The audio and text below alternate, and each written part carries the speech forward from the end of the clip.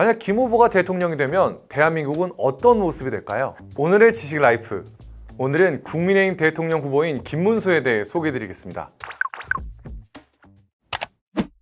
김 후보는 1951년 8월 27일생으로 경북 영천에서 태어났습니다. 4남 3녀 중 6째로 태어났는데 판잣집 단칸방에 가족들이 모여 살 만큼 가정 환경이 어려웠다고 해요. 공부는 잘해서 경북중학교로 어린 시절 유학을 갔고 이후 경북고등학교로 진학해서 1970년 서울대 경영학과에 입학합니다. 김 후보가 대학 때 노동운동을 한 건 잘 알려져 있죠.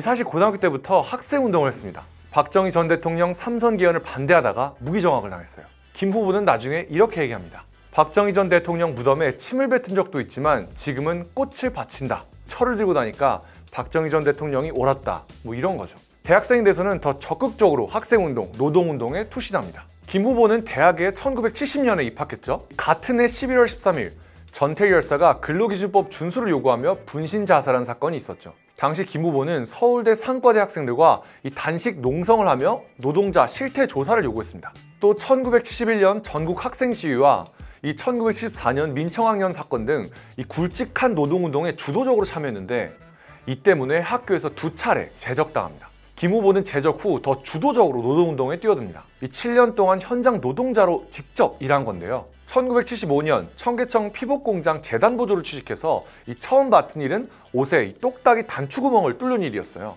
김 후보는 회고록에 이렇게 썼죠. 재단사에게 욕만 바가지로 얻어먹었다. 처음으로 겸허해지는 자신을 느낄 수 있었다. 김 후보는 열관리기능사 등 자격증 7개를 땄고요.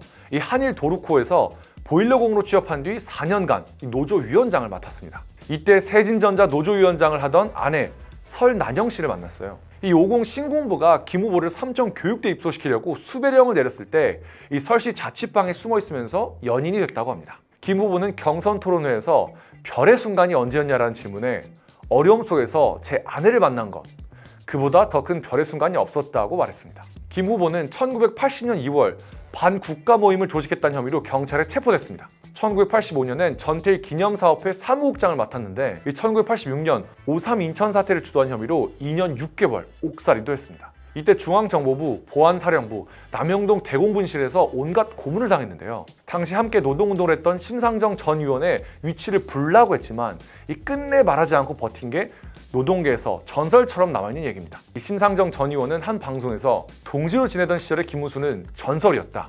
운동권의 황태자이자 하늘 같은 선배였다고 말하기도 했습니다. 고문당하면서 말을 안 한다.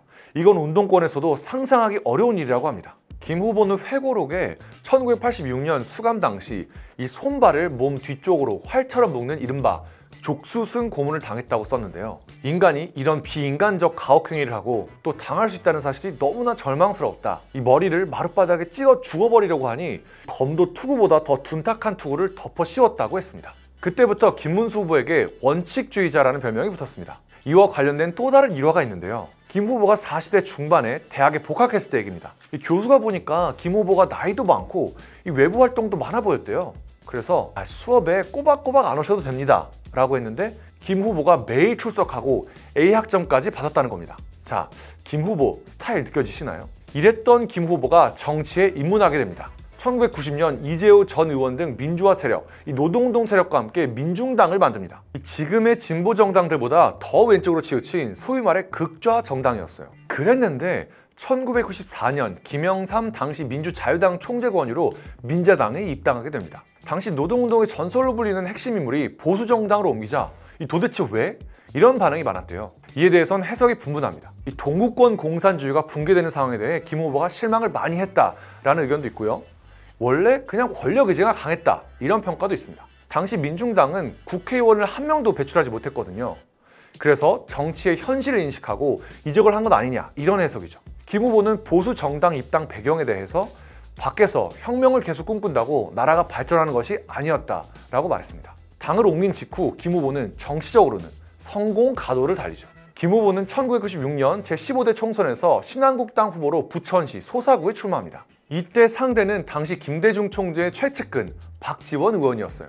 당시 김문수 후보가 아직도 나는 넥타이가 어색하다 라는 자서전을 펴내자 박지원 의원은 넥타이를 잘 매는 남자라고 적용용 책을 냈어요. 이 일로 고소전까지 벌어졌고 부천 소사의 넥타이 전쟁은 전국적으로 화제가 됐습니다. 김 후보는 1.94%포인트 차이로 박 의원을 이겼고 이후 16대, 17대 총선에서도 같은 선거구에 출마해 모두 당선됐죠.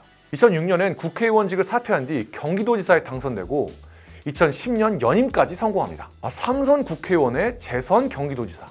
이 선거에 나갔다면 당선됐던 거죠. 경기도지사 시절에는 수도권 대중교통 통합요금제를 도입했습니다. 이 대중교통 환승할인제도는 원래 서울시에서 2004년에 가장 먼저 시작했거든요. 당시 경기도민에게는 환승 할인 적용이 안 됐다고 합니다. 김 후보는 수도권 통합할인요금제를 선거 공약으로 내걸었고 이 당선 직후인 2007년부터 이 제도를 도입했습니다. 공약을 꼭 지키는 원칙주의자, 뭐 이런 걸까요? 이 외에도 수도권 광역급행철도, 즉 GTX 기획, 광교, 판교 다사신도시 개발, 삼성반도체 평택 캠퍼스 유치는 지금까지 김 후보의 대표적인 업적으로 꼽힙니다. 물론 경기도지사 때 흑역사도 있습니다. 나 도지사인데 이럽니다.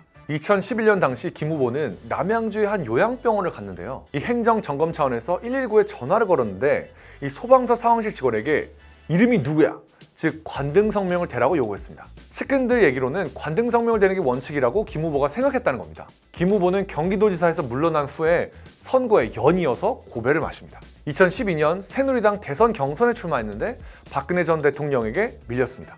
2016년 총선에선 대구 수성 갑에 출마했다가 낙선했고 2018년엔 자유한국당 후보로 서울시장 선거에 나갔는데 이 박원순 전 서울시장에게 패했습니다. 2019년 김 후보는 정광훈 사랑제일교회 목사와 기독자유통일당을 창단하면서 소위 아스팔트 보수로 활동하기 시작합니다. 그의 인생의 또 다른 전환점이 된 건 2022년 윤석열 정부 출범이었습니다. 그해 대통령실 소속 사회적 대화기구인 경제사회노동위원회 위원장에 발탁됐고 이 작년엔 고용노동부 장관이 됐습니다. 김 후보는 12월 3일 계엄 국면에서 정치 무대에 다시 올랐습니다. 그는 비상계엄 선포 국무회의에 참석하지 않았는데요. 계엄 해제 후 국회에서 민주당 서영구 의원이 국무위원들에게 일어나서 사과하라고 요구했지만 김 후보 혼자 이를 거부했습니다. 지지층 사이에선 꽃꽃 문수라는 말이 나오기도 했죠. 김 후보는 그전까지 대선주자 후보군에 포함되지 않았지만 이후 각종 여론조사에서 범보수주자 상위권에 이름을 올렸고 경선을 거쳐 국민의힘 대선 후보가 됐습니다.